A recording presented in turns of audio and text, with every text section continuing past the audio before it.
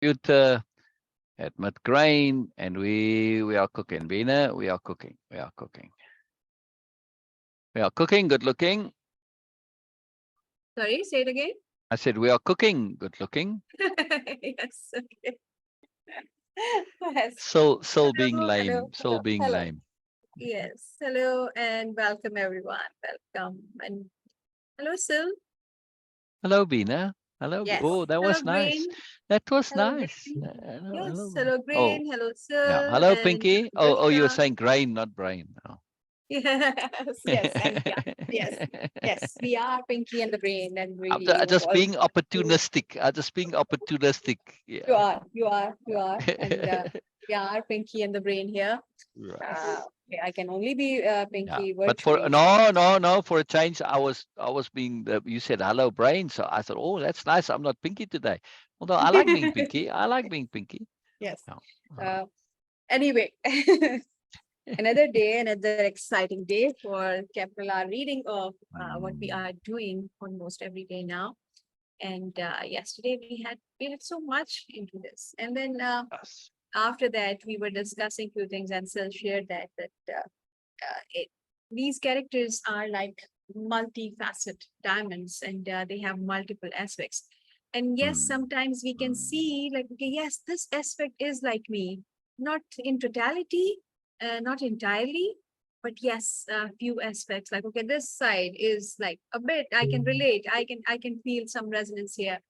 uh, and Oh. for me, it is also, I feel that, okay, yeah, Comelius was like, okay, yes, I was like this. Okay, I Some struggled. some I was, some of it. Yeah, yes, yeah, yeah. yes. So I was like, Sometimes. yes, yes. Sometimes I was feeling like this, Yeah. and I'm like, oh, yes, okay, this is, and with Ursula, I was not getting it, and then Sil says, no, there are a few things which were like that, and I said, yes, okay, yes, in this regard, yes, I did.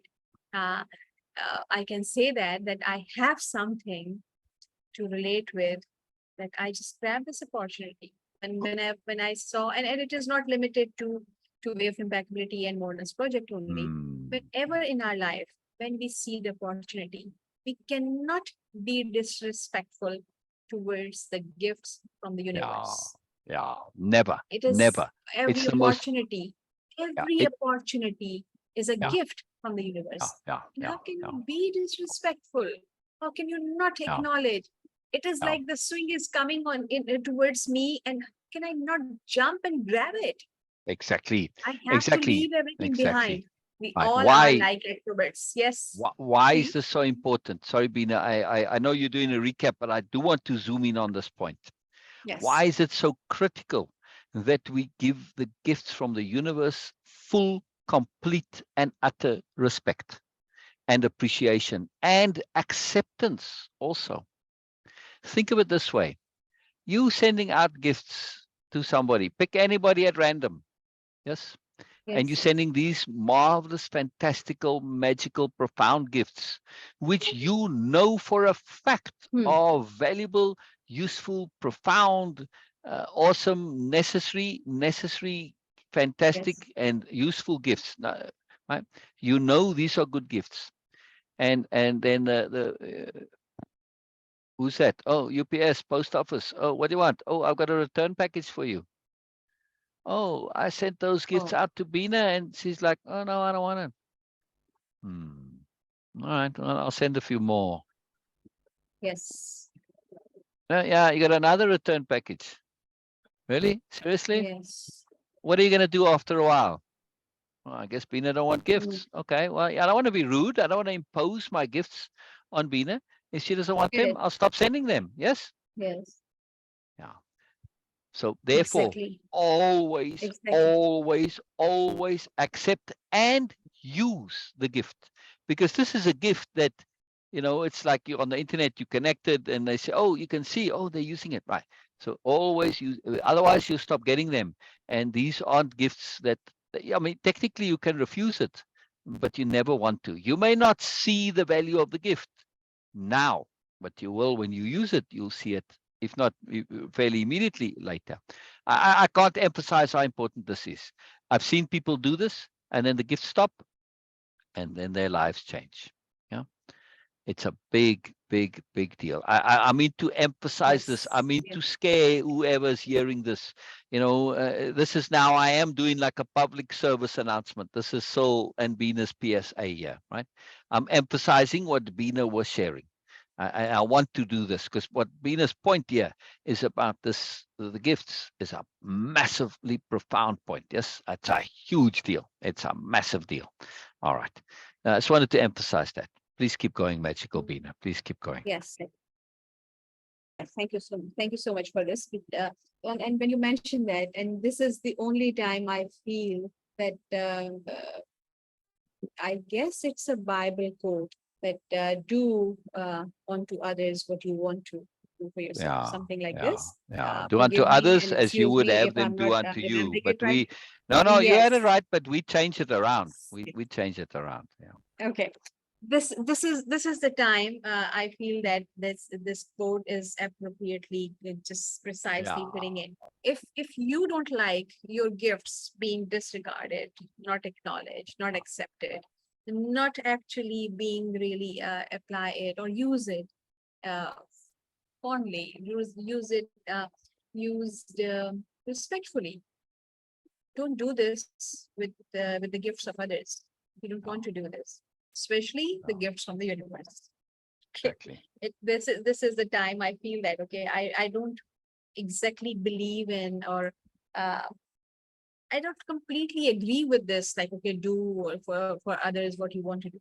But in this thing, in this situation right there, when what we are sharing, I feel that it is exactly precisely putting in that if you want to, whatever gift you have, if you want your gifts to be acknowledged and respected and accepted, you accept the gifts from the universe exactly as you want your gifts to be appreciated and accepted and acknowledged. Of course, it depends on how other people are going to perceive it and use it. It depends on, it varies because different people Yeah. have different understanding. And of course, they are going to apply it in different way. But especially when it comes to the gifts from the universe and why we are emphasizing continuously on that Because the because universe no is not a matter what person. the Very different. exactly exactly, and also that no matter what the medium is, few things in life your conscience actually know that this is coming directly from the universe because I have been searching for that without asking anyone. I have been looking for that. There I was unresolved. So now the universe is directly communicating with me. Medium can be any person, any book, any source. It's not about the source. It's about that, okay, what you are getting is a response from the universe for your curiosity, your question, your unresolved perspectives. So when you know that, no one can will come and say that, oh, this is the gift from the universe. You know that. Your heart will understand that. This Yeah. is what I was looking for. And once you Yeah. get that, how can you not grab it? You can Otherwise, learn the okay, language of the universe. It has its own yes, and language. otherwise, if it is not, then just reevaluate everything because whatever time you have spent Yeah. by assuming that I'm looking for this thing was not right. Reevaluate Ooh, your choices, reevaluate your understanding again, mm, reevaluate mm. your self-conceptions. It's a grand idea to think about like, okay, yes, I want to be okay. I'm just going to pursue my spiritual path. Yes, people can do this. Of course, everybody wants to do that. Almost everyone, at least in my understanding, in my awareness, everyone wants to do that. It's a very grand, it's a very pure idea. But do you really want to do this? It will be very clear once you will get an opportunity and you will pursue it or not. Ah, That is the test. yeah. Let me just add something to this. Yes. In terms of the language of the universe. Let's talk Yes. about that for a moment. As this is a Mhm. very big deal, right? The language of the, you can call it the language of the world, but I do believe it's greater than the world because if you're out in the stars on your spaceship, you're still going to get this, right? It's language of the universe, really. Yes, also the language of the world, but it's a technical point, but I do feel likely that, at least in my personal understanding and opinion. Oh, brilliant! First of all, I got to pause for important point here, and Uh-huh. I gotta. Exactly. Yes. Exactly. Go ahead, Ina. Yes. Yes. No, no, I was just saying normal. Yes. What Okay. about Keep Norma? going. Yes, the Good normal is morning, here. Norma. Yes. Yes. Yes. Yes. Good morning, Norma. I love that you're here. Good It is morning. good to Good see morning, you. It Norma. is good to see you. Yes, it is very Yes. good to that you're here. I love it. I love it. All right. Yes. To go back to this point about the language of the universe, it is its own topic. It's a deep, profound, magical, wonderful topic. The language of the universe is in metaphor and symbol, in abstract understanding, conception. Yes. Why? Why can't the universe say things directly to you? Yes, why Because, not? yes, why not? Because in every message, in every gift, there's so much packed in there, so many layers that if you say it exactly in precisely, what we do with language is seldom can we express things in that abstract. So typically when you say things precisely, you are isolating a particular aspect, a particular layer, and you're saying this is it. In other words, if the universe said it to you precisely, you're only going to get partial view. Whereas when it's symbolic, metaphoric, abstract, you can connect to the whole of it because it's a conception and it's an idea, it's a moreness that the gift is. Yes, beside being something actually physical and practical, there's always more to it. And when you understand this, then Mhm. you realize why the universe cannot say it in language, right? Because language is way too limiting for the magic that is the universe. There's more. You think, well, yeah, all right, language can express profound concepts. We do this all the time. It's part of the way of impeccability language. However, however, Hmm. the universe isn't only giving you a gift. Because if it says, yeah, here's the understanding, here's the awareness, then you're just getting it as the end result. It's like my brother walking past and looking over my shoulder when I was doing the crossword puzzle. He said, oh, 6 across is blah and 7 down is that. And I said, hey, get lost. All right. I didn't say it that politely. And he was like, what? He was giving me the answer. He was robbing me of the opportunity to figure it out for myself. It was the joy of figuring it out that was the point of doing it, not to get the end results. Oh, I got it, I solved it. That's BMN logic. No, the joy was in the ability to do it. Yes. Now the universe says the Yes. same thing. If I give you the answers, I rob you of the opportunity of figuring it out for yourself, of coming to awareness by yourself. And that is the universe's agenda. It's the universe's intent. It's what the universe is. And I'm going to come to another point based on a question Norma asked earlier elsewhere.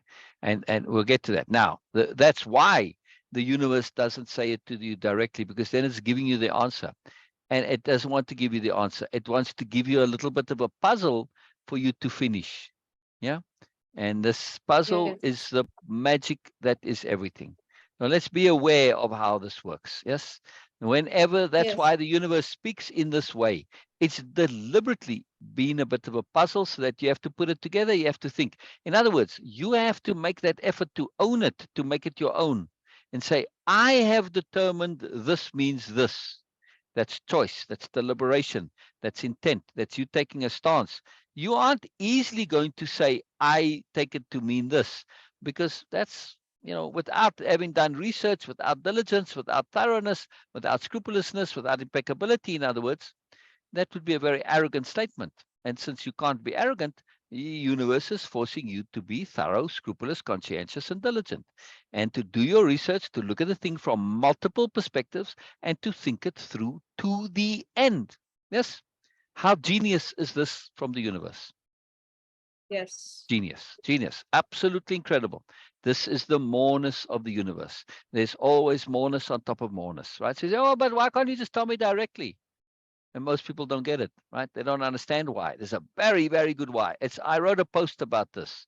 This person made a post about God speaking directly to her, and I said, whatever spoke directly to you, I have no doubt, right, that you heard something, but I doubt that it's God.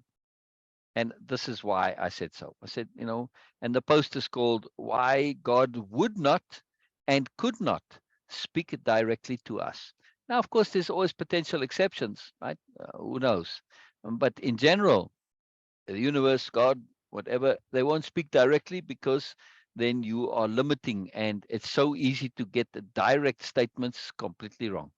Just look at when celebrities say something, and you look in the forums, right? Or a politician, and how people interpret it 100 different ways, right? And they're not trying to be difficult. That's what it literally means to them. Just look at questions in group and see how people interpret those. It's fascinating. The range is incredible, huge range. So if you're saying something, not so. If you say things directly, Norma says, no, no, no, no, Norma, this is, I wanted to hear all this. Why would you want to come back later? No, no, no, this is important stuff. And it's going to tie into your question you asked me earlier in chat, right? The universe is an echo. Yes, to a certain extent. Now, Norma asked me a magically profound question. Now, Norma, I know you said this in chat, but I feel that I can share this in group here, right? Because it's an overall universal kind of a quite question, right? And Norma said, where's your thing now? Question thought for the day. You see, you did make it open, Norma. At least I'm taking a bit of a liberty here. I hope you don't mind. Norma says, multicellular life didn't appear on Earth until at least 1 billion years after its formation. Where or what were we? Capital, all caps, we. Who are we? Grin. And then in brackets, do you need some aspirin? No, I love these questions, Bina, Norma. They don't give me a headache. I thrive on this. This is what I do all day long. This is who I am, thinking about such stuff. Now, who are we and what are we? And again, I am going to say from my personal perspective, yes, it's not an opinion, it's a perspective. It's an understanding, it's an awareness, it's a discernment. It's not an opinion, slightly different, but nonetheless, you can treat it as an opinion. From my perspective, I see the universe as, in actuality, when we go, what is it really? It is intent.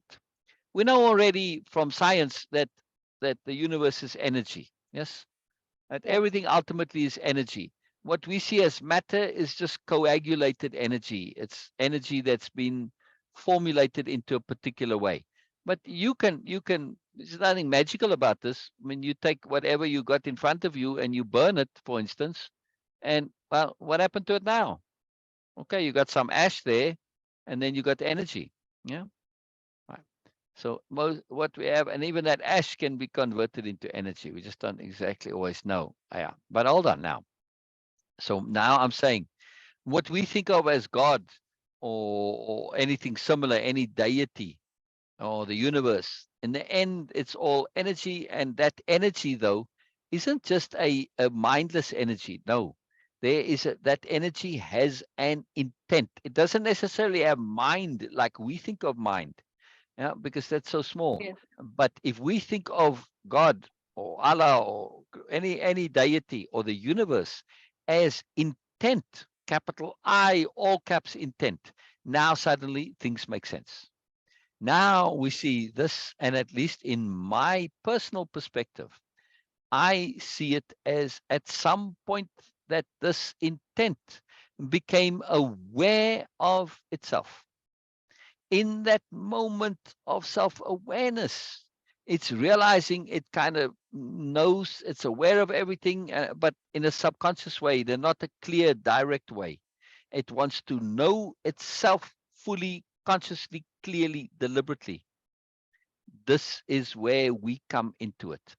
The universe has an intent to know itself, and that's what we are. We are all its various zillion and one experiments in going, in fostering and developing and generating awareness. The more aware we become, the more the universe becomes aware of itself. Right now, Yes. the problem with awareness, Norma, is that you cannot force it. You can't create it. It's something that happens of its own accord. In those billions of years before those things started, right? You had matter coagulated to make stuff, right? And so this is the universe saying, look, I have to start at the most basic, which is the raw core elements. I mean, before even the microorganisms, they were just chemicals, right? And these chemicals were moving around. And at some point, the universe has no idea what combination of the various elements of the universe, what combination will lead to anything. It can't even start life. It has to have life start on its own. So it just puts it all out there. Now, to the universe, of course, time is not an issue, right? And it's just, well, you're like a scientist. You got to put it out there and see what happens. Well, you put it all out there, and then stuff happened, and the chemicals started, and they made the basic cellular mass, the green soup, and that created the climate where bacteria, anyway, and so on. And eventually you get this development of life, and through life, awareness, right? And that's where we were. We were waiting. We were waiting for things to do. Yes. We were in that process of being developed. And now you might say, when time is all together, that we are stretching it out. We're just in the middle. Yeah. And so now we understand this. When it comes to intent, the intent is for maximum awareness.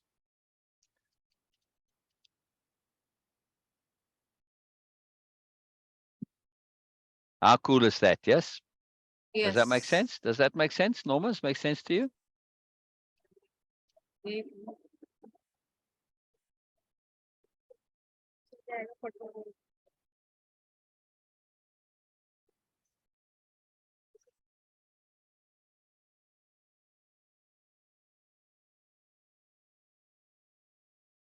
Bina, where are you? Yes. What do you think? What do you think of my point? What does Norma think of my point? We're Exactly. all part of the, exactly. And in the end, things start to get a bit strange. We are the universe. We're also a part of the universe. As our awareness grows, we become more part of the universe, a greater part of the universe. Eventually, when our awareness matches that of the universe, we'll be the universe. It's all awareness. And awareness can merge. My awareness can merge with yours, and we can become a we. Same with the universe. Yeah. Yes. Okay. Yeah. So I'm listening, but I'll be back in 2 minutes. Okay. The universe is all there is. Exactly. And we are part of that all. Exactly. And we can also be that all. We aren't it now, but we can be it. That's our end goal and objective, to claim our full moreness, which is to be the universe, because we are and we aren't at the moment. It's a duality, a coexisting contradiction, or counterbalancing, or not counterbalancing, coexisting conundrum, I guess. Yeah, a little difference. Yeah, very cool. Let me see. So I have to just take care of something right now. Bina just left there at the time when I needed you, Bina.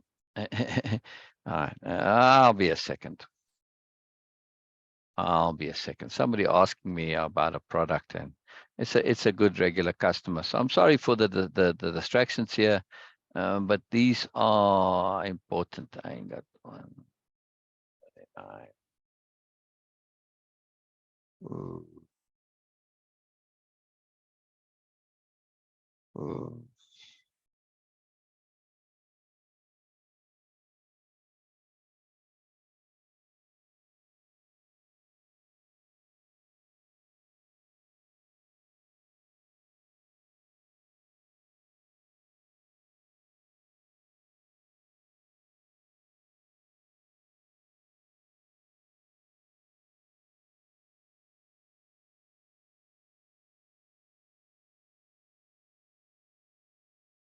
All right, very cool.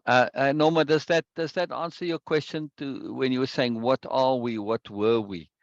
We were the universe at that point. At that point, we hadn't really come about, because, of course, all that matter is part of the universe. And those building blocks that led to us, those prototype, all that led to us, it's all us, just in a very basic form.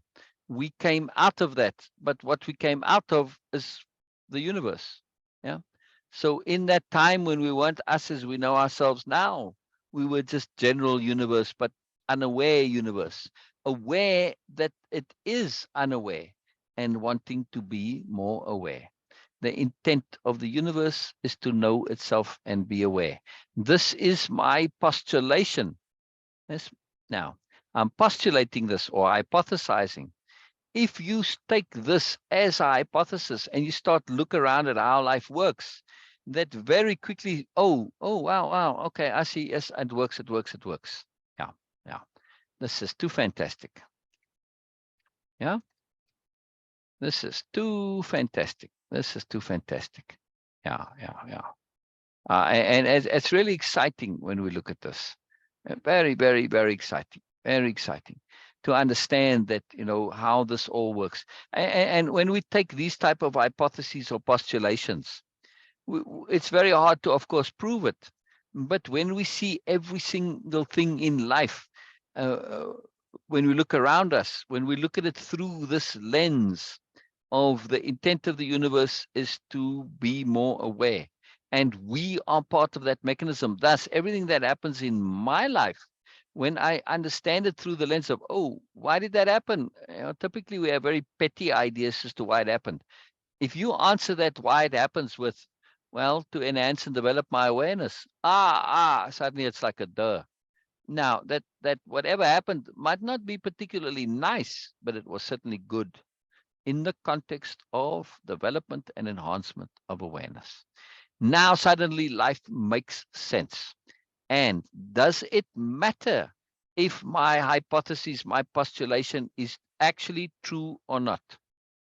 No, it matters not one iota whether it's actually so or not. Why doesn't it matter? Because what is the end result that I actually get? The value that I get is I'm enhancing and developing my awareness, and I suddenly am perceiving life in a way which helps me to do that profoundly. I've scored. If this turns out not to be true, so what? So what?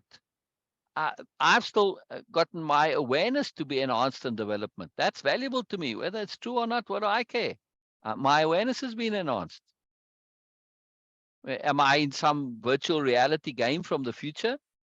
And there's no such thing as the universe. And this is just, who cares? All right, doesn't matter. I've still enhanced my awareness. See, when we think of things in this way, and this is core, it's one of the absolute deep cores of Way of Impeccability, is that we get value out of things, whether they are true or not. We set our strategy in such a way. It's a deliberate activity. It's a very sophisticated one, and one we are going to see the new nobility do as well. Biella is exceedingly skilled at doing this, and Ursula is also going to become so. Yes, because she understands this. This appeals to Ursula like crazy. To say, whoa, wait a second, you get value whether things are true or not. What a remarkable idea. Of course, the value is valuable. Well, the value doesn't matter. Now, it's like a duh when you think it through. This is just a huge duh that absolutely entrances and grabs Ursula, and she runs with it. Right? As Biella, all the new nobles do. We don't care whether things are true or not. We care whether they are valuable. And this perception, this understanding, this hypothesis, which is it's well supported in everything around you. I mean, there's plenty evidence to make it so. You can quite comfortably say it is so, but we don't try not to be arrogant when we say is. We try not to be absolute. Yeah. Exactly, Norma. But what we are and how things are temporarily, at least as a temporary measure, in temporarily we have this singularity. But yes, it's just a bubble. It's just an illusion. And again, does it matter? No. Why? Because we're looking to enhance our awareness and understand things more, right? To develop awareness, discernment, and understanding. That's why that's such a key. And that leads to application, because it's through application that it comes. Application is the key. Application is absolutely the key. It's this huge deal. Huge, huge, huge, huge deal. Right? Massive, massive point. Now we get to this magic where we at. And you asked, what were we? Well, we were awareness in development. That's what we were. Norma, does that make sense? Yes?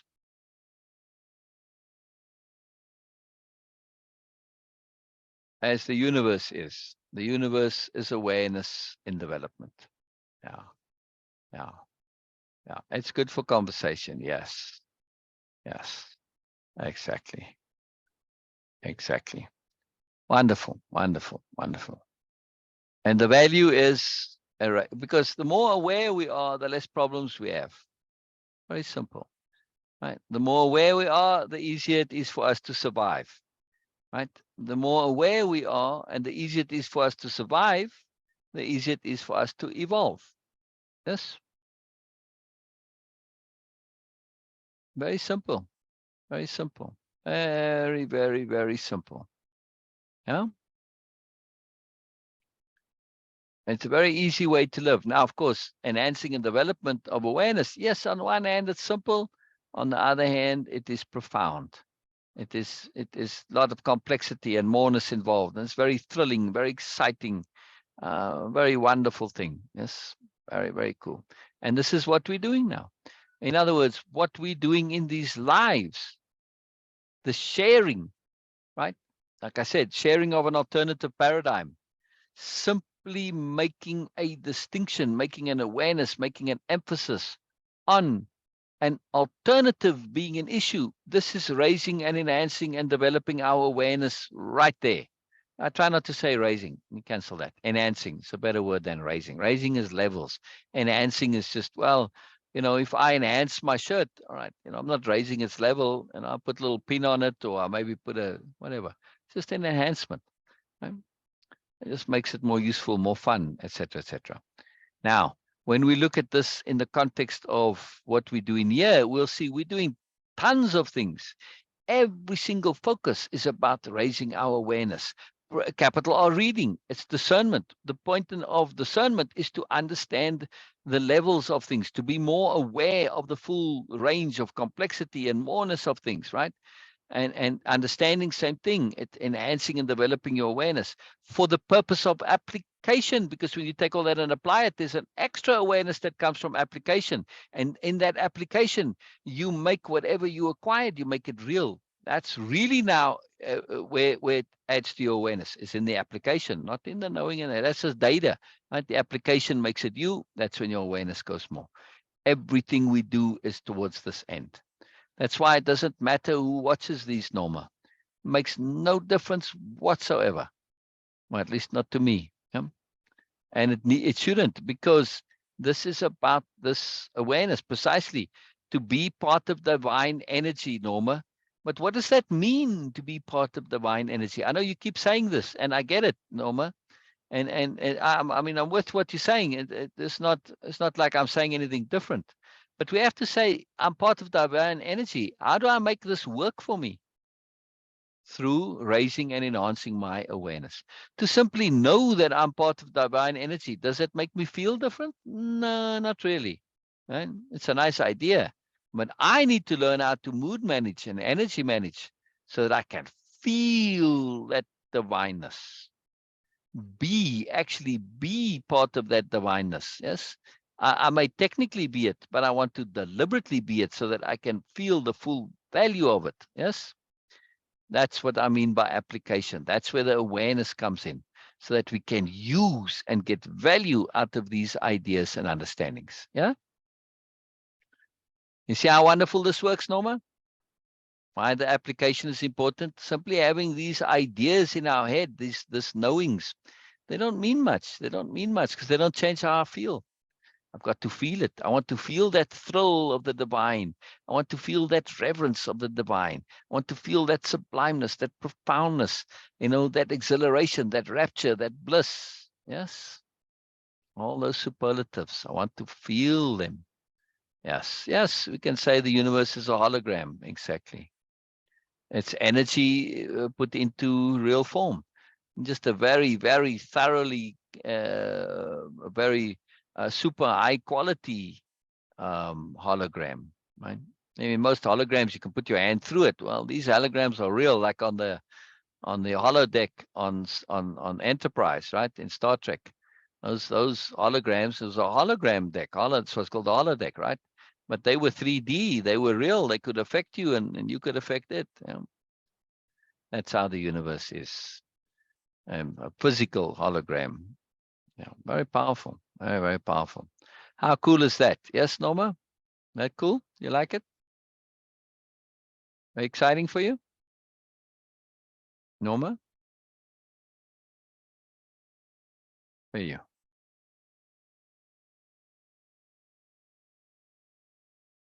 I mean, is what I'm saying making sense for you? Is it connecting? I'm not sure.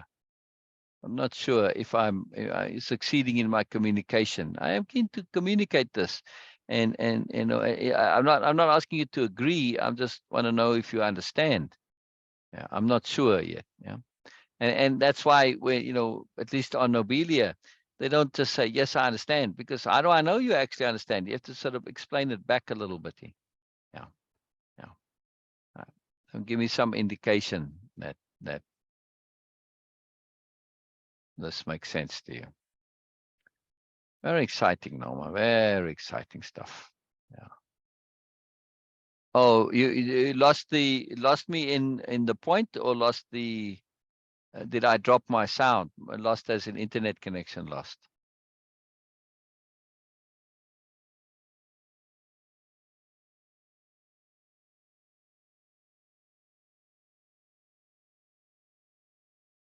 I didn't get an indication on my side that my internet dropped here.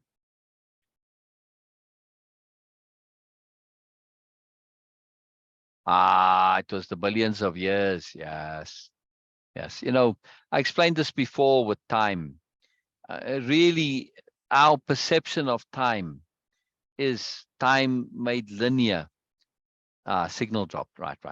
I was just saying, I'm keen to know how you understand what I'm sharing here about us and being part of the universe, and the point of awareness, and how awareness is so important and how it matters, etc. Yeah. I really feel we are the universe. We are all aspects of the universe, seeking to know itself for the purposes of being fully, consciously, deliberately aware. The goal of the universe, which is our goal too, obviously. Yeah. Very powerful thing, very powerful. Yeah. And magical too, magical also. Yeah, how does it make you feel though? How does it change your daily actions?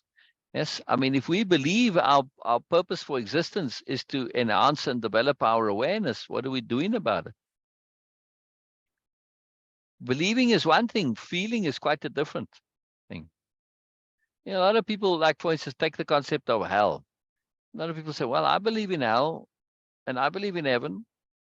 Oh, and if you do these things and those things, that means you're going to go to hell. Yes. Have you done them? Yes.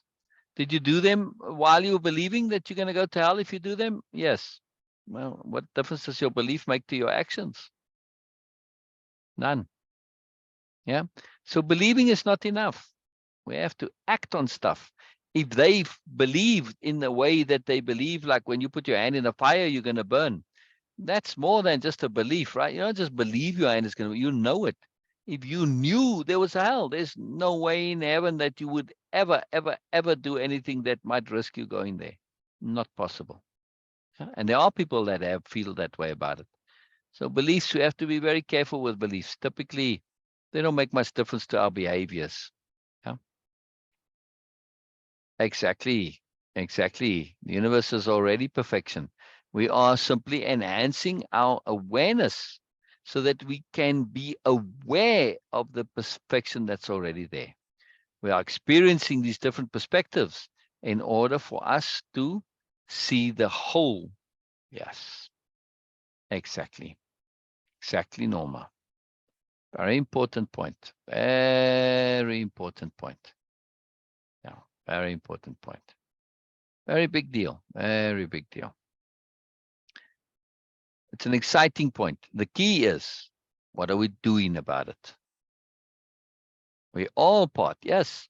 The key though is, and from the new nobility perspective, they say these ideas, right?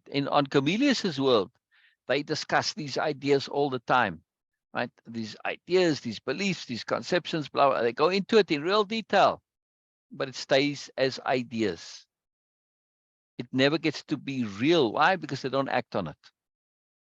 So what's the end of the day? What do these ideas matter in their lives? Like the person who believes in hell. Does it change the way they live? No.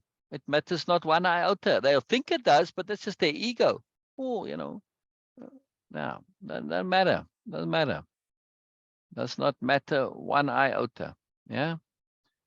It's just BS. You're telling yourself, in other words. And that's not cool. It's not cool at all. Yeah.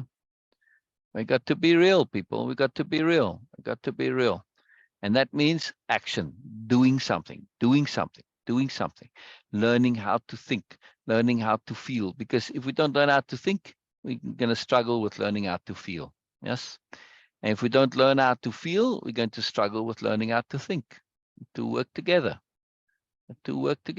Yeah. Yeah. Yes, but that trivia is part of the experiment of the enhancement and development of awareness. It all makes sense. Yeah, it all makes sense in that context. We can't just say, oh, we can ignore the stuff because it's trivial. It's there for the point and purpose of enhancing and developing awareness, just as the big things are. When it comes to awareness, there's no trivial. The tiniest, most trivial, insignificant thing can be profound, can shift your awareness. So when it comes to this stuff, the universe says, what are you talking about, Norma? It don't matter. Small, trivial, important, those are just labels. The issue is, what does it do to your awareness? Yeah? What does it do to your awareness? This is the point. This is the point. Yes, Bina? I mean, Norma? Yeah? No. Fine? Yeah. Very cool, Norma. Very, very, very cool stuff. Does that make sense, Norma? I mean, this is the awful truth of it.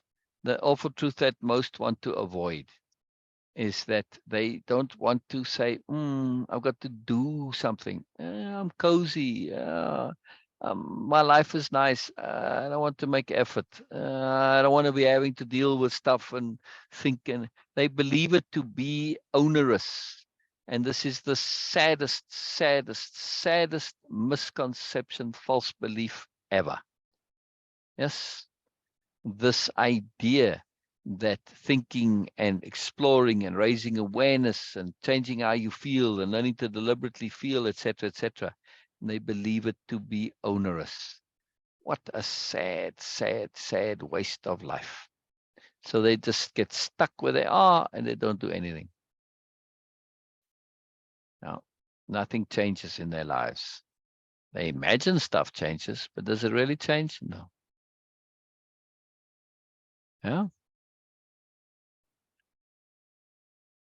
It's a big deal. It's a very big deal. Yeah. Very, very big deal. Does that make sense what I'm saying, Norma? Yeah, it does. I hope so. That's the point. We are part of, not one of. Right. We are agreed. Yeah. Doing, action, doing. You got to take action. Without application, it's all meaningless. The much zillion times repeated core quote from Way of Impeccability. And of course, you're going to hear this in the story, right? On Nobelia. They say the same thing. Come, Bina, come back, Bina. Come back. I want to do the story now. Any questions on this, Norma, before we go to the story? Or comments, not just questions. Comments, Yeah. questions. Yeah. Norma, do you find Ursula realistic and or probable as a person, as a character in a story? You know, sometimes you get characters in a story and, well, all right, like this, like the superhero, not particularly, or the super agent, you know, James Bond. How realistic is James Bond? Not wildly, but we enjoy watching James Bond, right? Is it realistic or probable? Not likely. Is it likely an exaggeration? Yes. Or do people do extraordinary things? Yes, of course they do. But still, it's likely to, you know, we know it's an exaggeration, and we're aware of this. Now, is Ursula, though, do you think Ursula falls into that same category or not?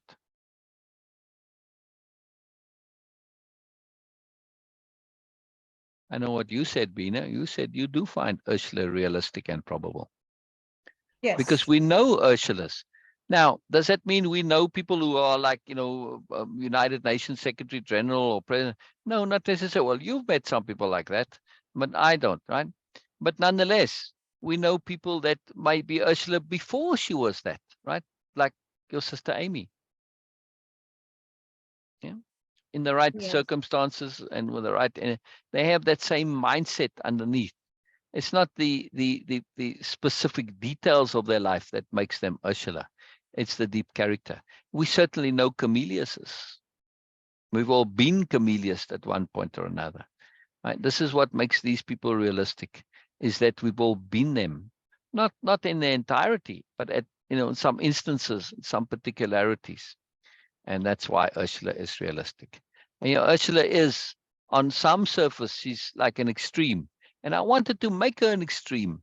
Like, you know, that's why I had her be very successful, because of giving up that success. I wanted to make the point also that it's not that she is becoming an aspirant because she's successful. No, but the fact that she sees the value despite her having everything on her other world.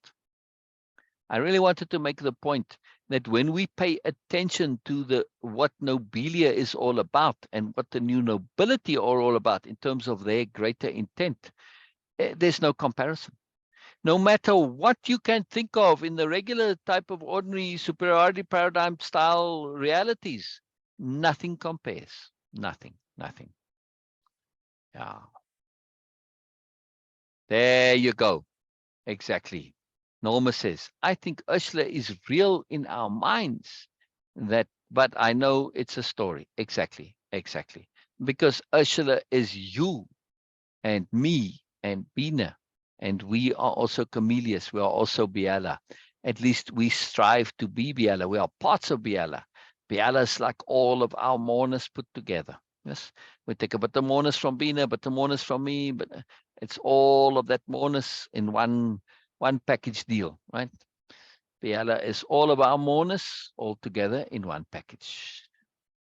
That's what makes Biella so magical.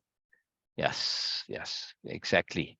You know, and as the story goes along, we'll see that personality-wise, Biella and Ursula get closer and closer together. It can't be helped. It's just the way of things. Yes, it's just the way of things. When we interact deeply and profoundly like that, it tends to be you get closer. You know, it's very cool. It's very cool. Now you merge your good habits and you cancel out the bad. It's a very wonderful thing. At least we hope, right, Bina? Yes. Now, Yes. let's go to slides. This is where we left off. Do you find Ursula realistic and probable? I do. I very much do. And I am very gratified that others also do, because I never had the opportunity to know how others perceive the story. Yeah, I'm getting really to get Bina's perspective on it and a little bit yours, Norma, but you know, Bina's giving me real in depth. And I've never had this on the story before. It's a big deal. Oh, this magical quote from Fine. Surety is a fine mirage. And he says, you know, fine as layers there, as in very thin. But when you can say, oh, that's a fine thing, and you kind of mean it, you know, like it has a double meaning, like mm, or you can say, oh, that's a fine mess. Yes, you see? Yeah. So in the same way, I like fine this mirage, picture of fine mess. fine noble. I really like it.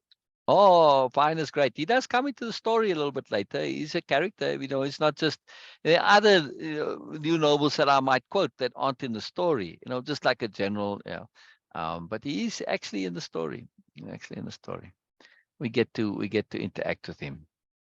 By a trick of the wind or his own intuition, Comelius wasn't sure. He heard some of Biella and Ursula's conversation.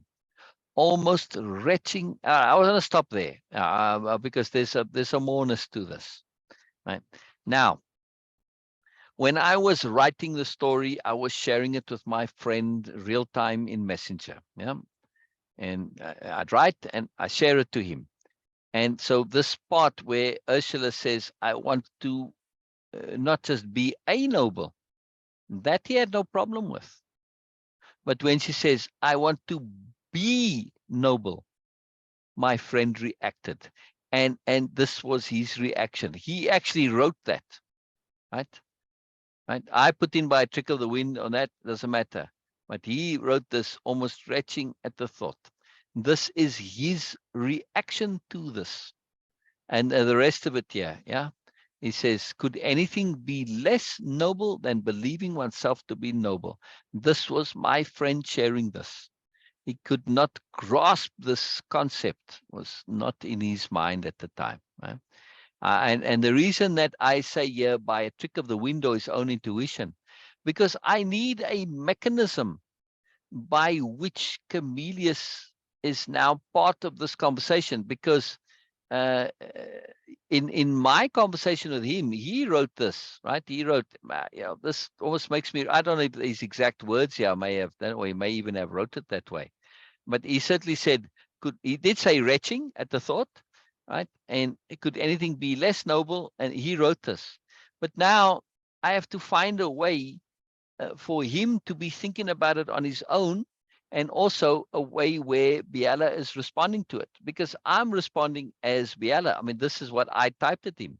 I said to him, yes, that is the dilemma. This was my comment back to them, right? And then I said, I also added to that, I said, but to believe one can be noble, that is noble in itself, is it not? Surely we all can be. It's the essential stance of the new nobility. They insist on choosing to believe, choosing to believe. The possibility is inherent in everyone. Now, in my comment here, right, I was being very deliberate, and I'm forced to say also being very sophisticated. And in this moment between him saying, can anything be less noble than believing yourself to be noble? That is a superiority paradigm perspective. Superiority paradigm wants nothing to do with nobility. It doesn't even want actual nobility, even though there was this class that walked around and said we're nobles.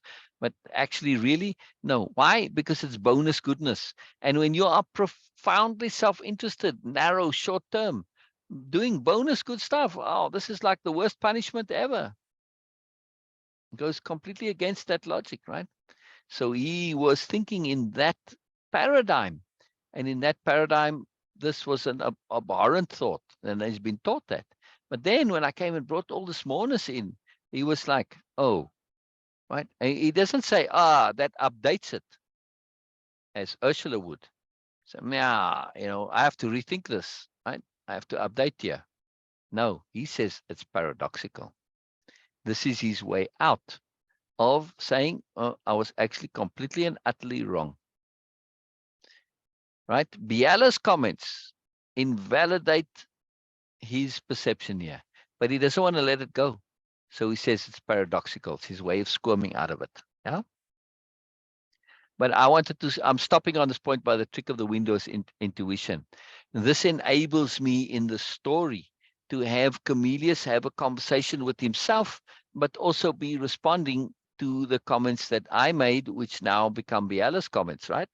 My conversation with Comelius is Biella. It's been written in as Biella, right? I mean, these are my exact words there. And this is word for word. I didn't change a word of it in our conversation with each other, right? And this is exactly what he said. He said paradoxical for sure. It's paradoxical for sure. And this is paraphrased because it's not in quotes. If it was paraphrased, I mean in quotes, then it wouldn't be. Right? It's exact. I never changed one word of the quotes, but this allows me in the story to fit it in. And it's part of this development of Comelius that, he's struggling and his world's falling apart a bit. So I'm giving him the space here of, when you have worldview collapse and stuff starts pressing on you, your reality gets a bit shaky. Yeah, that's because it's a worldview collapse and shakes and collapses. So I'm just explaining how I use this, and it could technically have been a trick of the wind that could carry their words, but later on he's got some new nobles behind him who are talking, and they start talking about Biella, and he hears them, and then he starts responding to them, and he just thinks it's in his head, but they're actually real people there. I think he realizes it maybe too. I'm not sure. Right. Then he goes on to say, well, if he was going to hear it, he was going to reply to it, and he replies. It's paradoxical, he says, but he's sticking up for his point here, right? But it seems to me, not that anyone asked, but still, he's being cautious. He's being cautious, right? He's not being arrogant about this, which is why I love him so much, yes? And my friend too, right? He's not arrogant about getting stuck in stuff. He just really believes it, and just right. So we'll watch Reminder tomorrow. We'll message you. All right, Norma. Enjoy whatever you're going to be doing, and I love you. And see you later. See you later. Yes, Norma. Yes, Norma. At 12 o'clock, I'm probably going to have to leave a few minutes earlier today because I have people coming for product. Dave and Tasaba.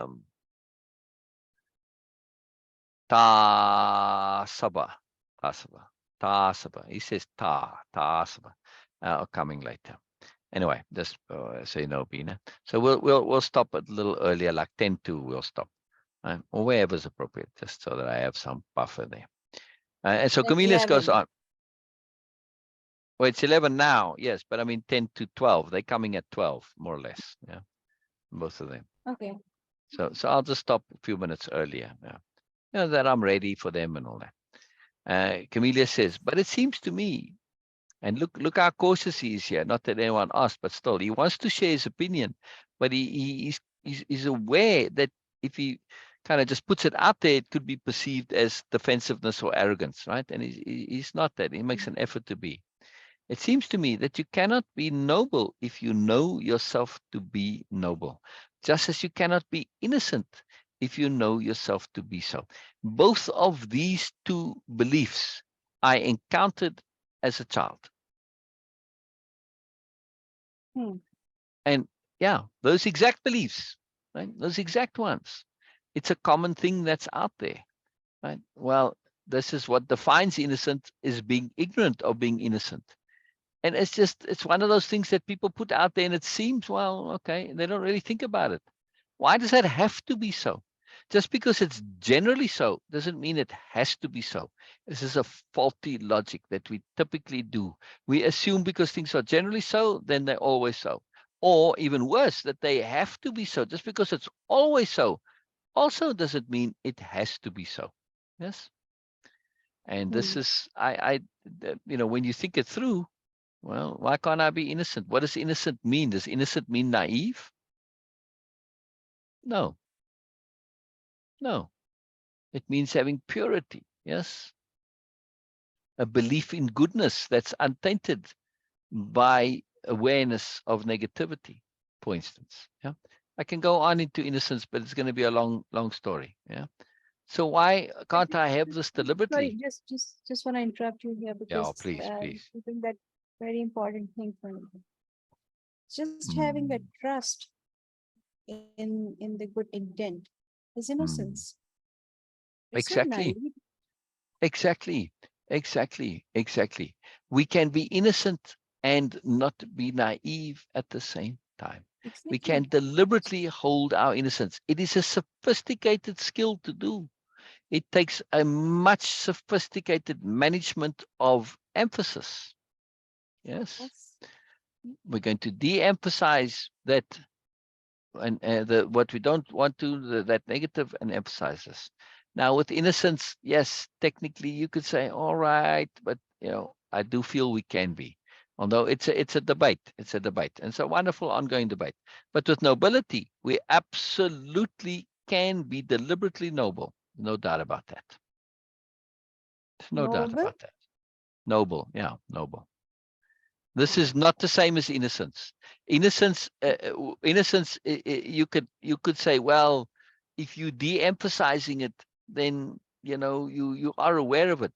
And are you truly innocent because you're aware of it? And they're saying what makes you innocent is that you're not aware of it. I don't know. That just makes you unaware. For me, innocence is not a synonym for unawareness, which is how most use it. It's unawareness that has positivity and pureness associated with the unawareness. Okay. So it depends somewhat on this idea that you can be innocent and be aware that you're innocent. It all depends on how Is you define innocence. Yes. exactly. So Isn't this the superiority paradigm idea and perspective? oh yeah, it is. But I'm still saying though, if we take it out, like on the discussions on Nobelia, somebody would say, all right, let's throw that aside. Let's just say, if I define innocence as having unawareness also, it's unawareness plus default positivity. Okay. Then I can say, well, all right, under that definition of innocence, I can't be aware that I'm innocent. And all right, then it's not the same. But if we say innocence is the unawareness, the crucial part, no, it's the positivity. And if you're going to maintain that and see that despite that, this, wow, now you're being deliberately innocent. This is a profound thing. But I'm saying, being, if you get real technical on it, it's got a bit of gray area to it. But on nobility, there's no gray area on being noble. If you define nobility as being noble, nobleness itself as bonus goodness, why can't I deliberately do bonus goodness? Right. The assumption was, if I do it deliberately, I'm doing it because I get some reason for it. Whereas being noble, you're doing it for no reason. I can deliberately do things for no reason. It's possible. I can just do it. Well, why do I smile? Yeah. See, I can deliberately smile for no reason. It's because I like smiling or whatever. You can always say there's always a reason to everything when you think of it, right? I mean, why did that noble person do that action? Well, it was the right thing to do at the time. They would say, how could I not do it? Well, I can do that consciously. I said, well, it's the right thing to do. How can I not do it? Whether it's conscious or not, it makes no difference to the action. The action is equally noble, right? It's the intent, I think, that in the superiority paradigm cannot imagine an intent that is not directly, immediately self-serving. This is the whole paradigm. It's impossible for them to imagine people acting without agenda, a little a agenda, right? To act without agenda is core to impeccability, because it's core to attunement. You can't attune if you have your personal agendas, because your personal agendas they seldom align with the universe's agendas. That's what makes it a little a agenda, is that it's local, it's temporary, it's not in attunement, a capital A, with universal agenda, which is what attunement is. Attunement is the direct perception of universal agenda in action. Universal agenda is so big, it's so it's so massive, it's all of everything moving together, right? So you can't see a part, it's not one aspect, no, it's this big conglomerate. So you can only attune to it. That's it, it's all you can do, right? It's like weather. You don't see a part of weather. Weather's a big system, it's planet-wide, right? We can only attune to how it materializes and in our local area, right? It's raining, well, I get an umbrella. This is attunement. It's attunement to weather. Yes. When I put my umbrella up, it's attunement to weather. And when we are saying attunement being universal agenda, or the materialization of universal intent, attunement is me getting my umbrella and responding to the local materialization of that intent, that overall agenda. Yeah, makes sense. It's a big thing. It's like weather. It's a big thing. It's a big thing. And this, I feel that when we act without agenda, it is when I'm saying I put the umbrella up. All right, maybe I'm doing that because I don't want to get wet. But when I walk in the rain, whether I put an umbrella out or not, yes, I have to pay attention to my footing so that I don't slip, etc. Yes, it's now wet and slippery. This is attunement. Whether I want to or not makes no difference. If I don't attune to the wetness and I just walk, in my usual way, I slip and fall. Well, you have that choice. Attunement means I act appropriately relevant to the circumstance, regardless of my agenda. Right? It may or may not be appropriate to put up an umbrella.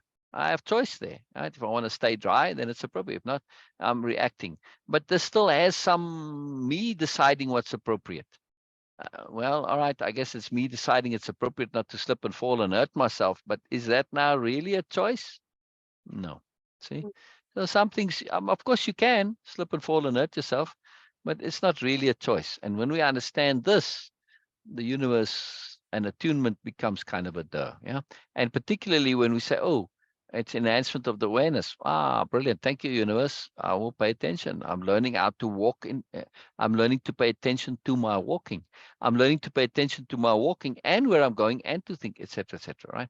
It's all enhancement and development of awareness. Fantastic. Fantastic. But to get back to this point of just as you cannot be noble if you know yourself to be noble, it's this idea from the superiority paradigm.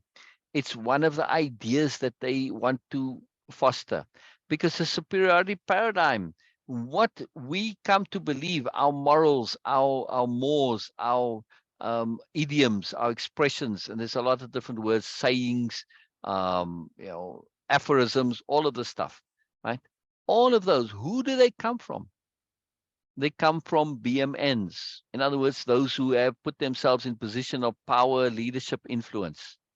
What are they going to put out in order to keep themselves in positions of power? Do not be aware, do not be aware, do not be aware, do not be aware.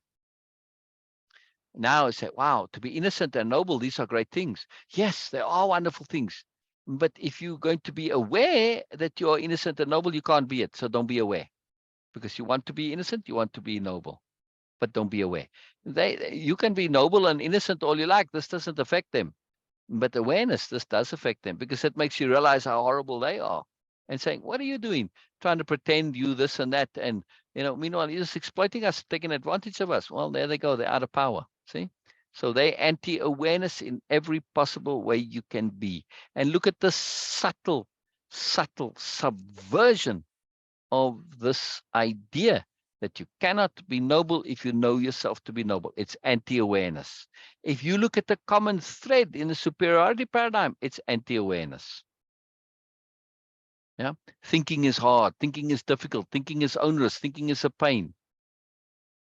Of course, they don't want to think, because if they think about stuff, well, an awful truth is going to come and smack them over the head and collapse their bubble. No way they can be forced to think. No way anybody around them can be forced to think, because it's like, well, wait a second. You talk about fairness and all this, but I always think fair that you get everything and we get nothing. Right? They live in a complete falsity. That is a contradiction. So awareness is the one thing that they absolutely cannot tolerate. Yes, makes sense, Bina? Yes. Yes. Now we see how this all comes. Now, it's not Comelius who's been this way. He is simply echoing what is so ingrained in our culture, and we don't even stop to think about it. The one gift that I had in my life is from day go. It was innate in me to not accept these things and to question them. Not in a rebellious way to say, like fight and say, hey, you talking rubbish, because that's just going to get into trouble. But even though I may have gone along with stuff on the surface and my social side, my private side said, man, this is just complete idiotic nonsense. I never accepted this stuff. And it helped me tremendously, because I never bought into this idea that you cannot be noble if you're aware, and same with innocence. It just didn't connect with me. And because they were said with such certainty, I said, based on what? Yeah. When you ask based on what, it collapses. But that's what also the superiority paradigm entrenches. Step one, thinking only. Never go to the next step. Thou shalt not question. Whatever you are told, you accept. Second step thinking is to say, well, wait a minute, what is there more to this? Is there more to it is a question. No, against the rules. No questions allowed. No questions allowed. No questions allowed. Thou shalt not think. Thou shalt not think. Thou shalt not think. Now, this is pushed over and over and over again. Be obedient, accept, be obedient, accept. Now, accept the injustice, accept the unfairness, accept the unreality, accept the distortion, accept the exploitation, accept the manipulation, accept. Thou shalt not question. Very powerful, yeah. It's the way you get people to be willingly be slaves. It's part of it, right? And now you make suffering noble and life is easy when it comes to exploiting people.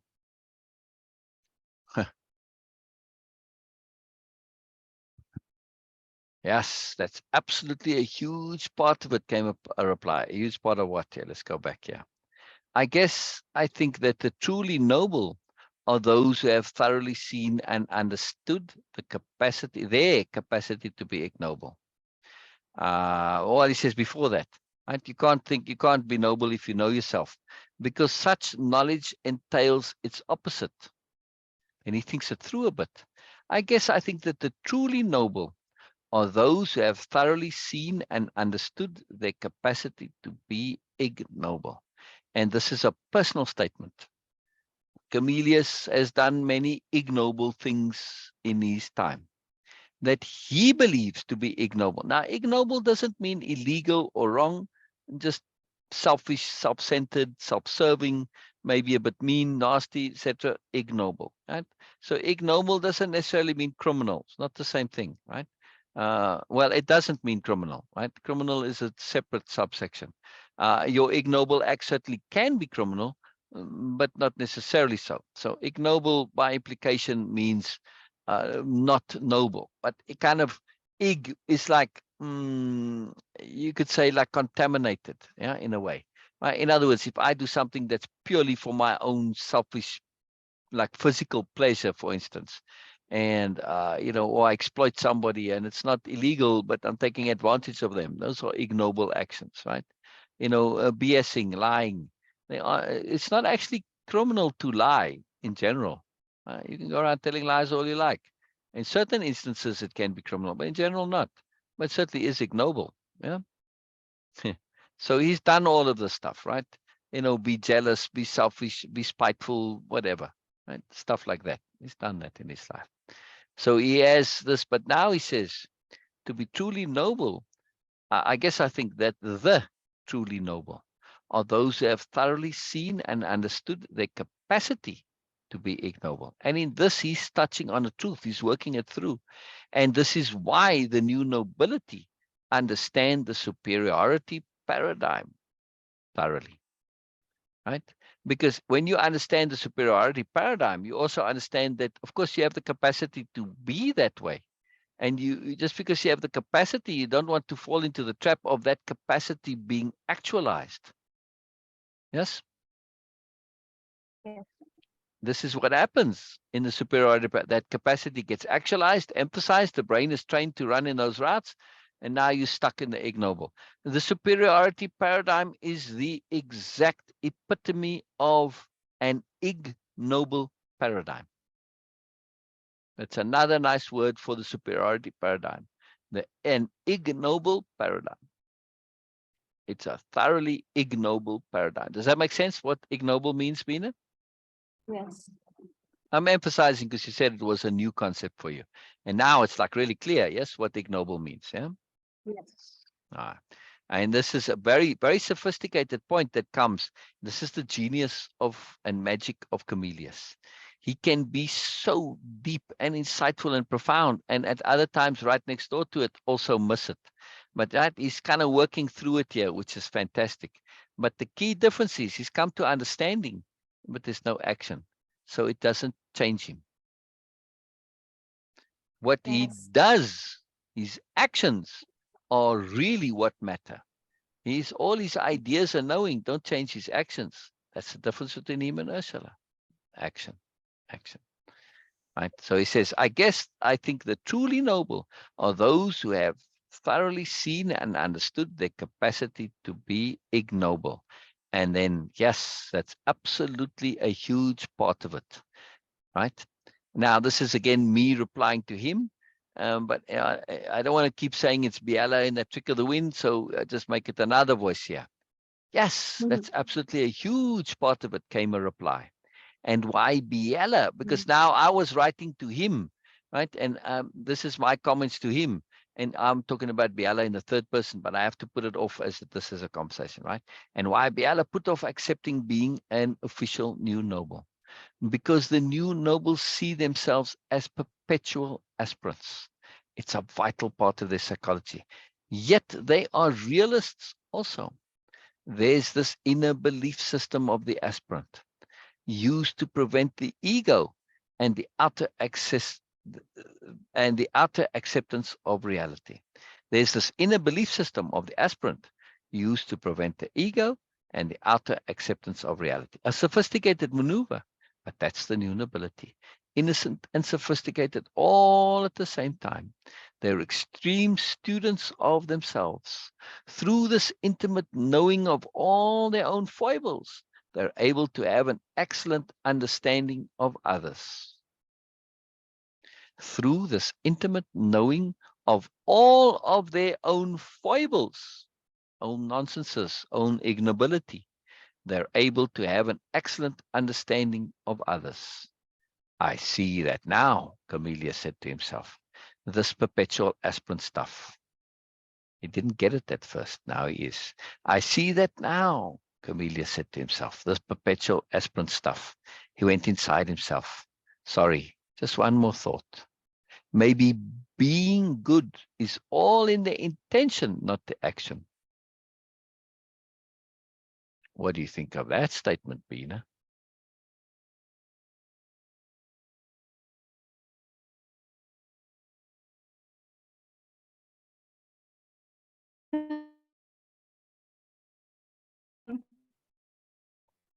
But look what he says further. These Yeah. lines were like really. Oh, okay. Yes. Yeah, you can't take that in isolation, though. You know, as we typically do with the capital R reading, we break it down section by section. But really, there should be an ellipsis there, maybe, right? Because he's sort of thinking about it, and then he gets more. He says, goodness is in the action. But by the time the act is completed, it's no longer yours. What a wonderful thought. What a wonderful, and he's right. When you do an act, it goes out into the world. It's sharing, right? It's no longer yours. Your goodness is the intention. Now he says intention here when really he means the intent. Yes. He's misusing it here. Because if you acted on it, it was an intent. If you didn't act on it, it's an intention. Right? It's the difference between the two. But he's got the right point. If we read, maybe being good is all in the intent. Well, the action is the intent, right? So it's not in the action. But he makes the point, though. Once you've made the action, you've implemented your intent, it now, the action and the consequences of the action become separated by you. What's left is your good intent. Yes. By the time the act is completed, it's no longer. Your goodness is in the intent. The good of an action is no longer yours. And you may have birthed it, but just as in birth, as soon as it's born, it belongs to itself and the universe only. A very nice, nuanced, sophisticated point on why action is so important, but also to get a little bit of deeper clarity on the difference between intent and intention. Yes, he's right. Once you make an action, that takes on a life of its own and it's separate from you. You give birth to it. So the action is no longer yours. You've set it free. You may have originated, but it's not like your children. right? They aren't you. They may come from you or through you, but they aren't you. Yeah. Now, same way with your actions. And that, in that sense, your action isn't your intent. It's not your goodness. What is your goodness is the intent.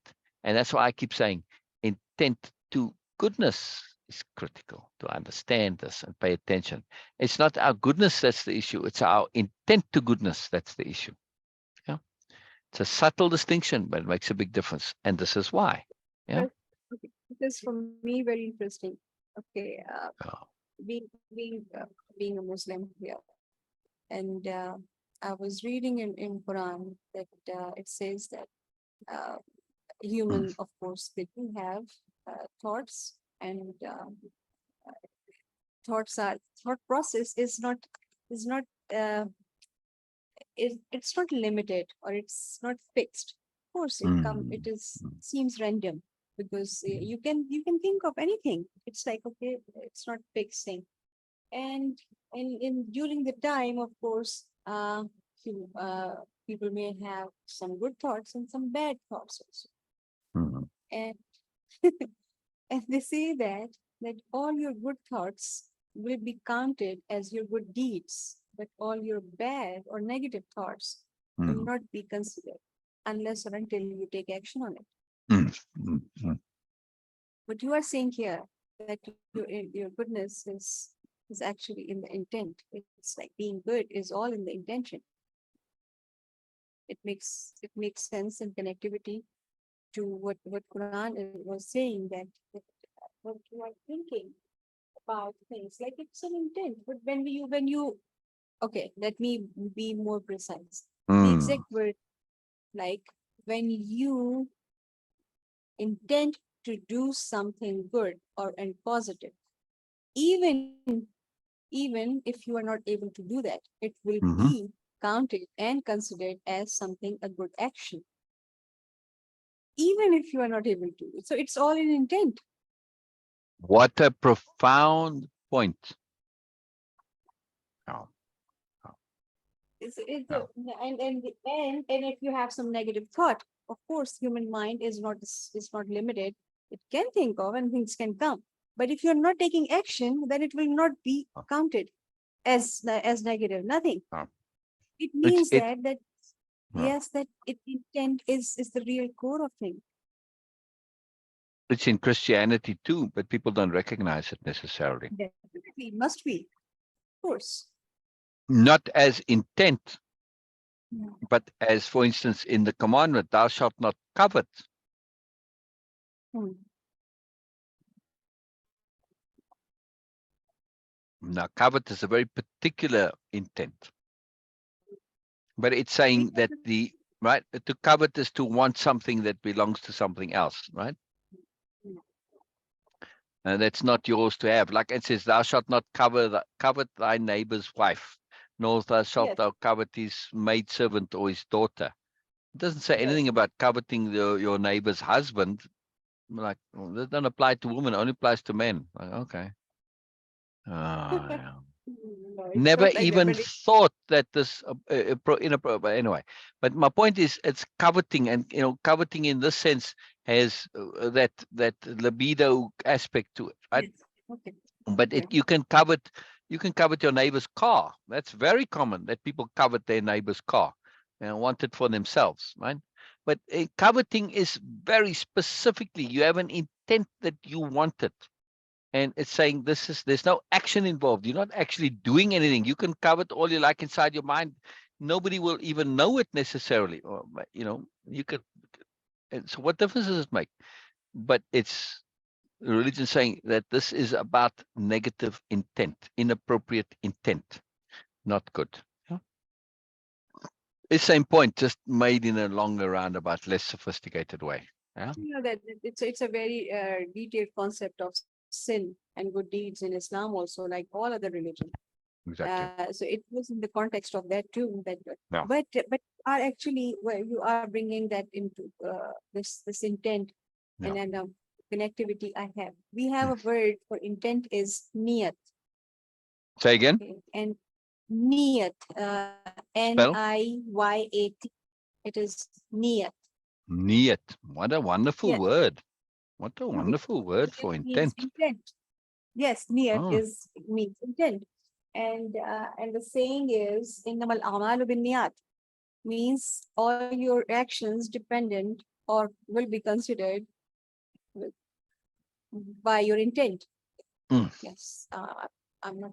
Yes, intent is of course very clear. I'm just struggling with by or with your intent or for your intent. This is by, with, or mm. for. just struggling with Yeah, that. yeah. But this is what it means, that innamal amalu binniyat, Well, like you can all the maybe say it as related to, connected to intent. Yeah. no, not related or connected. It is considered, will be considered, or Oh, yeah, oh, oh, will, oh. yeah, it's Will be something. evaluated as. Yes, more precisely, uh, according to your intent. Mm, And then this is, we have, um, when you know that, okay, Muslims do offer prayers 5 times a day. And before every prayer, when we are, okay, when we go and stand on the musalla, the mat, the prayer mat, we say that what we are going to do. wow. This is every single time you have to Declaration of intent. exactly. Wow. And in case of emergency, that you of course, like, okay, or some natural calamity or something happened, like, okay, you have a house on fire or something is dangerous, or No, someone is in no, danger, something like this, any emergency. no. The word is you have to break your intent. Mm, So the intent is something very precious, according yeah. to Oh, understanding that, okay, oh, in those cases, in the emergency, you can break your intent. yes, yes. Very sophisticated. And Very also the other thing sophisticated. I was saying, because okay, you are actually giving me, and it's not because I have been studying in Quran, and of course naturally Mm, I have awareness about Quran. So that's why I'm just connecting it to that. Of course, yes. I'm not saying that this is only dependent or only limited to Quran and Islam. No, You know, I know you're not must saying that. I know. I was just saying it's must elsewhere be in too. other It's religion nice to also. see. Yeah, yeah, I can just say what I know. That's yeah, that. That yeah, is yeah, why I'm yeah, just putting yeah. it. I was just And adding extra perspective. It's just nice, to yeah, connect. this is also very positive and a very profound value of Mm, way-of-impeccability, mm. that you can have any belief or any idea, and Exactly. of Exactly. course you can Because get we get to out. value. It's the Yeah. value that matters. Yes. Yeah. The preciousness of the intent and the importance of intent in Islam is that you have to break. Whenever they say, okay, oh, I had to break my intent Mm, because of this thing. mm. And it's a very focused thing. You can see that in videos, not general videos like random on YouTube. When any Muslim is offering their prayer, they Mm. don't see here and there, they don't talk, and they're just focusing on. But also, Yeah. not only that they are just offering prayer, but also they also recite their Yeah. words. Yeah. This is also mentioned that okay, you have to, Yeah. at least you can hear your words. So it's not Yeah. only about that. Oh, I can just be connect to divine, and I'm just doing meditation. It's not like that. You have to be very thorough. So it's not Yeah. only being, but also the doing involved into this. Yeah. Yeah. Now, why is intent so crucial, and why is Islam saying we are evaluated, or you could even say judged, maybe, or Yes, by our by our, intent? Why? exactly. Why? Because an intent is an action in itself. An intent Yeah. is inherently an action, right? In other words, when I covet, that's an action. Yes. I say, the one who's being judged will say, "Yeah, but what difference does it make? Did I do anything? Did I actually go and chat to the neighbor's wife? Did I try and charm her and seduce her or whatever? No, I just had this inside me." But this is what the point is, that most don't realize, is that an intent is an action. When you have that coveting, you're putting out in the universe in some way for things to happen where you can do this without consequence. Yes. For instance, it may Yes. cause trouble between the neighbor and his wife. Yes. Yeah. And intent Oh, is an action. Now let's think of it. Let's think of it in a no, different way. just one moment. Go, go, go, go. As you say that, but but in Islam there are two concepts. One is the intent, niyat, and the second Mhm. one is focused attention, nazar. Yes, exactly. And both have consequence. This we have to Exactly. understand. Both have There is a consequence, saying. There which is is a why saying of you can't just, you are judged by your intent, not by your actions. Your intent as well and your yes. actions, but your intent is what Okay. matters. Yes. So the about the nazar, the focused attention. They say that your focused attention. Okay, it's not yours, but okay. The focused Yeah, yeah, attention, yeah, nazar. general. Yeah, yeah. Nazar can actually put the camel into a pot and a man into a grave. Exactly. Exactly. Exactly. And get bureaucracies to change behavior for no good reason whatsoever. When you do the same thing over and over and suddenly they change. Where they didn't change before many times, and then all of a sudden they change. Focused attention and intent, right, Bina? Yes, yes. It can result in the impossible, in other words. And it happened. It happened. I can Oh, it's I happened many times. Oh, yes. just right now. You Yes. set an Happened intent today. before. Happened Yes, today. Exactly. again happened. Again happened today. Oh, When you yeah. said I'm not going to ship it, okay, because I said in my intent, and your intent actually manifested. Oh, really? Oh, really? Oh, too magical, Bina. Wow. Yes, yes, yes. Thank you. Thank Ah. you very much. Thank you very much. Yes, yes, yes, yes, yes. And again, see, it's difficult to do that generally. You can't just do it randomly. There has to be some rationale and logic to it. I used the environment and the thing because of the timing. It was anomalous, came right at that time. So I was quite earnest about this. If I'm going to do, I don't want to be wasting. Yeah. But Yes. also, and it's another intent that I said yesterday, to go Yes. down to that end of the world there where in order to actualize this intent, I'm going to stay very abstract.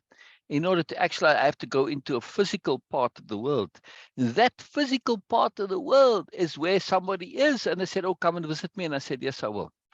And I was keen to go. So when I do this later with the shipping, I'll stop by. Oh Yeah. yeah. How cool is that, Veena? How cool is that? Oh, Yeah. oh yeah. Even though I'm going to be seeing them between then and they'll come and then they'll go because they work the afternoon shift, right? Or afternoon evening shift. I'm Yes. assuming they start work at like 1 or 2 o'clock, somewhere around there. So perfect. But Perfect. this is so wonderful. And This that is all so work together, but also says we have to be very careful of inadvertent intents. yes, yes. Have I'm to be learning. which is Learning. why we need awareness. You say, Yes. well, what do I need awareness for? To give us No, a greater ability to be appropriate, and yes. to give us a greater ability to manage the inherent magical ability that we have, which is to materialize, to transform energy into matter. Right? M is equal to E divided by C squared. C squared might as well be standing for consciousness squared. Yes.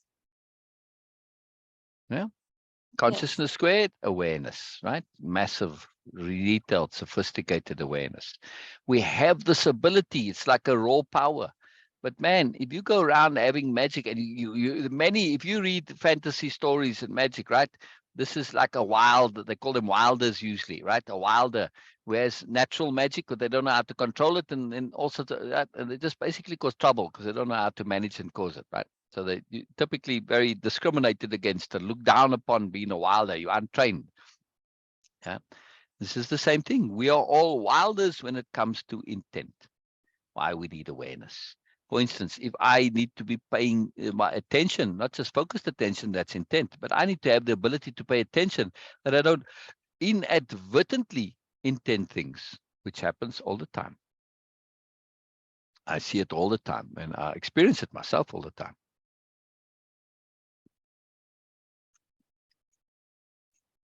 Very powerful. Very, very powerful. Yeah. Yes. Now, furthermore, let's consider that we are in heaven, or some variation of heaven. Yeah.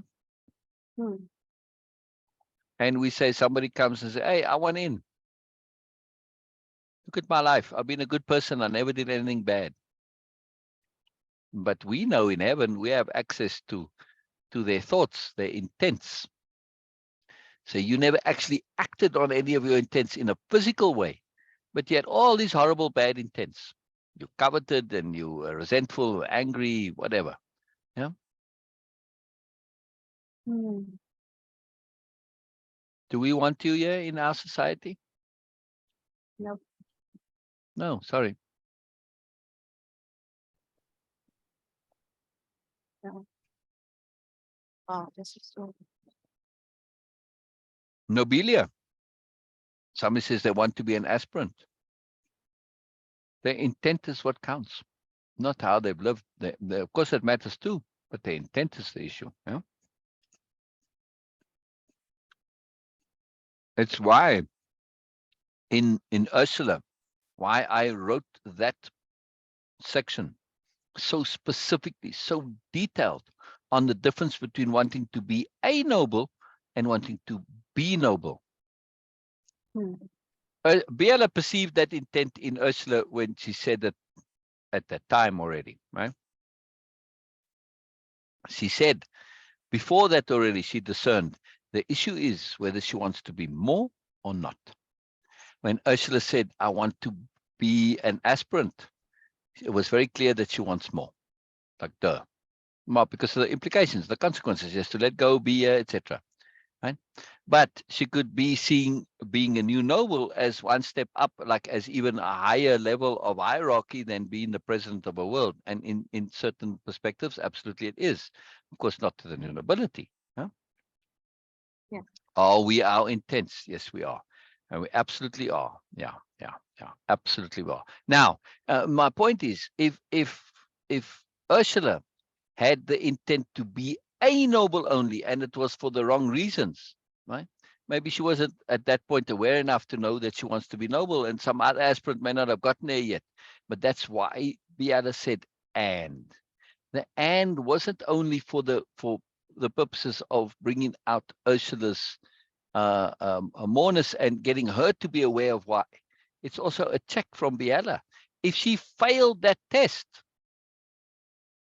Biella would most certainly keep an eye on her and said, okay, you're going to be an aspirant, but you're never actually going to become a new noble as long as you have this intent to be a noble for status and ego and all that. Yeah?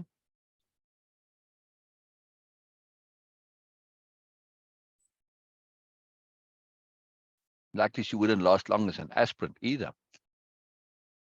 Yes. With intent like that, yeah.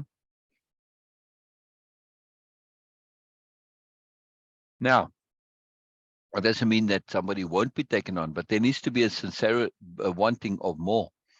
If that's all you want, okay, we'll educate you that there is a more, and if you don't let go of that for the more, well, then sorry, not for you. Yeah. But when we think of these things from the other side, like I said, you're in charge of heaven and admittance. And there's a whole entire, everybody's there at the welcoming committee. If you have full of bad intents, sorry, we don't want you here. Even though you haven't technically done anything bad. Doesn't matter. Your intent is what matters. Our intent. Suppose we thought out of our intents.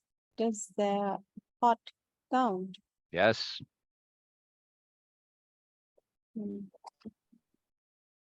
Well, Depends how you mean thought out the intents. If you, let's say, use my example of from the Bible with Thought out coveting. of our intent. Thought out of our intent. Yeah. I'm not sure exactly what normal means, but I'm assuming it's a bit of a typo.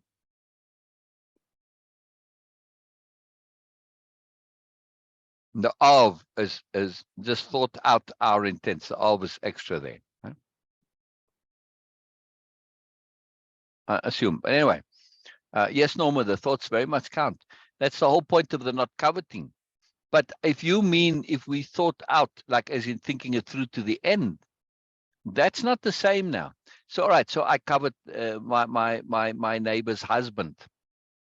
This time we're going to change it around a little bit, so we're not so inadvertently sexist, right? All right, so I'm coveting my neighbor's manservant or whatever, right? Or my neighbor's ox, right? My neighbor's car, right? Now, if I thought it out, as in thinking it through to the end, and I think, man, I really want that, but it's not mine, and do I deserve it, and blah, blah, blah. That is not a negative because you're thinking it through. You're not committed to it. If it's just a covet, it's an intent, right? And then that's the problem. Thinking it through is not an issue because thinking it through, you're looking to say, am I not? And at the end, when you think it through, likely you're going to let it go. Or if you still do it, well, then it's a problem, yes. But typically thinking it through, as in thinking it out, if that's what you mean by thinking it out, it's not a negative because you're resolving it. You're doing the calculation. It's the end, what you do with that calculating. Do you cling to it? Do you stay with it or not? But if you're in the act of calculating, you ambivalent, you're deciding, right? So calculating, thinking it out, thinking it through is still deciding. It's when you don't do that, then you decide it. That's the problem, right? Then it's an intent. The moment you're considering and calculating, it's not a decision, right? You cancel the decision. Make sense? Yes. Very powerful. No typo. If we had intent and change our mind by thinking, that's great. That's great. Then you change and then it changes. That's all there is to it. Right? We are constant change. Intent is very conscious and deliberate usually. When we change our mind and it's about an inadvertent intent, you say, wow, man, I'm sorry I had this. I didn't realize I had it. I won't hold that against you. I will hold the ones that you choose deliberately against you. Yes. Does that make sense, Norma? We do many things in ignorance, and we can't hold ourselves accountable for our ignorance. But when it's deliberate, then we do hold ourselves accountable. This is what impeccability is all about. Yeah. Right, Bina? Yes.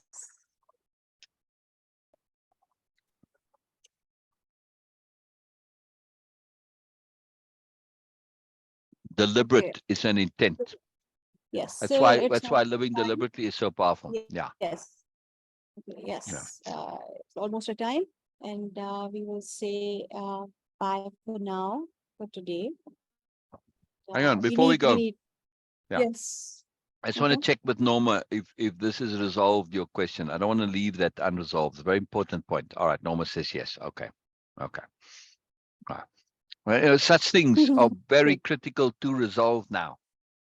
Right? I mean, if it's going to go for another couple of hours, we'll make a specific note to continue it tomorrow. Yes, yes, yes. Coveting was the example. It is hard to imagine examples. You But gave then, me something new again today. which is what? Which is what? Please share before we go. We have a few minutes. We got some leeway. Yeah, please share. Which is like people do covet their neighbor's car, Yeah, yeah. and you said it's common. Or the neighbor's cell phone, for heaven's sake. The neighbor's sunglasses. Wow. Yeah.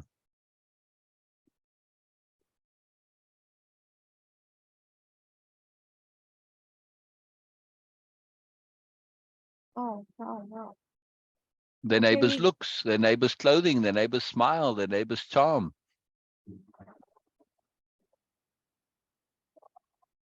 oh, okay. Coveting is a big deal. Coveting is essentially inappropriate intent. Yes. Yes. Okay, tomorrow we will discuss like how to actually just not get affected by that. Yes. You mean affected from your own inappropriate intent? Yes, and from others Yeah, also. both. So we will Okay. discuss it. I want to be clear. It's going to be clear. It's Very about both. Yeah. interesting. Yes, we are Mm, going to. It is going to be very interesting, mm, and I'm so keen to know more right. about it. This is again, yes, I see that.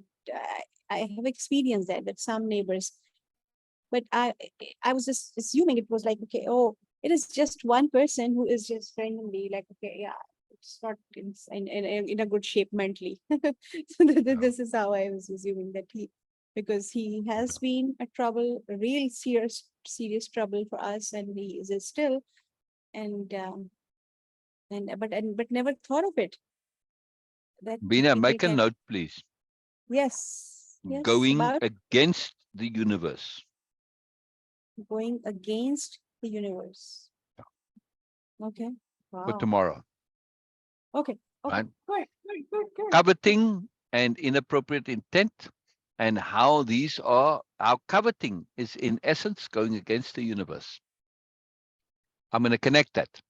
How do you get Wow. from coveting to going against the universe? Well, I'll connect it tomorrow. Wow. Okay. So Mm, tomorrow is going to be exciting. Exciting. Thank you. Thank you. Okay. yes, Thank you, yes. Norma. Thank you, Thank Norma. you very much, Norma. You gave us Thank much you food so for much, thought. sir. Yeah, wonderful. Thank you so much for sharing earnestly, for just being here. This is Exactly. so huge, and every It's single a time capital. I'm learning to appreciate. Yeah. It's not like that I was not appreciative, but being appreciative and appreciate it like really is a Mm, different thing. I was correct. appreciative in my being like, yes, and it's doing it. But we have to be like, okay, really do the appreciate also and do the appreciation, not just being Exactly. appreciated Exactly. internally. That's why I just started saying towards you also. And Yeah. again, I would say just to make it more obvious for myself, appreciation has nothing to Yeah. do with the other person. No, Yes.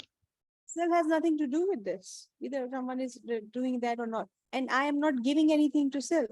It is for me. Every single time when I Exactly. appreciate Norma, Exactly. I appreciate Sil, I appreciate Cher or Right.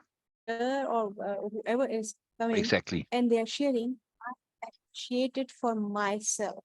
Yeah. Because every single time the emphasis to actually rewrite, re revise the Yeah. whole value in my mind, and Yes. it amplifies more and more and more. So I'm doing it for a very selfish purpose again. Exactly. Exactly. Noble I'm doing it for selfishness. my Profound. Profound. Universal. Yeah. Magical yes. thing. Oh yes. Magical Okay. thing. Magical thing. Now, Exciting. also, real quick, Yes. what you just elucidated about appreciation is precisely why the new nobility make a distinction between appreciation and gratitude. Yes. Gratitude is that connectivity to something else. I'm grateful for, I'm appreciative of. Right. Gratitude has this impliedness that, well, I'm giving you something back. Right? Mm. It's that relationship where you said appreciation has nothing to do with the other person. No, It's no, independent. nothing. Yes, loving When I'm yourself is good. Yes, it is good. when I'm appreciating you or anyone, I'm doing it for a very selfish reason because it Right. gives me value. But profound selfishness, Oh yes. not little s, capital S selfishness. Right? Yeah. Very big difference between the two. Very big difference. Very big Okay. difference. Okay. So bye for now. We'll see you guys tomorrow, same time, Yes, and yes, and Sil is going to share some really yes, amazing yes. things. Yeah, and bye bye, beautiful Norma. You see why we love you, Norma? You see why we love you? Yes. So obvious. It's so obvious. It's so duh. It's so duh. Your intent, your heart is beautiful. Yeah, sometimes there's nonsense that comes into it, but that's not really you. That's cultural. That's baggage, that's stuff that's clinging to you. Right? It's like you come out from outside and you got the windows blowing and you got bits of grass and leaves and dust all on you. It's not you. It's stuff from outside. We have to be very acutely aware that we have picked up a lot of stuff from outside that masquerades as us, but isn't really us. We love you, Norma. By Bina and Sil. No, I don't see why. All right, but you will over time. Yeah, you will. You will. Yes, You will. will, Does will, it will. matter? Does it matter why? No, not really. No. Just trust us. Yeah. Okay, everyone. Bye for Pleasure, now. Norma. Bye-bye, Norma. Bye-bye, Bina. See you a little later. All right. We'll come right back because it's important that you hear actually for when the two come. All right. I'll see you in a minute. Okay. Okay. Bye-bye.